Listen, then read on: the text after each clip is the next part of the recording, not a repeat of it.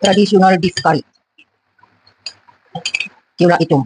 Kung sa tausog pa ay tiula itong. We will cook the tausog traditional beef curry. This is our beef. This is the langkuas and sunog lahing, garlic, ginger, tomato, onion, and red chili with lemongrass. Lagay na natin yung beef. Sunod na natin yung mga ingredient. Mga pangsahog natin.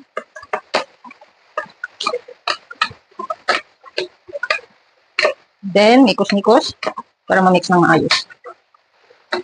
Hindi tayo maglagay ng mantika kasi umiiwas tayo sa mantika. Kaya di natin lagyan ng mantika. Ayan, mulok na siya. Lagyan natin ng turmeric powder, black pepper powder. Ayan, salt. Mikos-mikos. Then, water.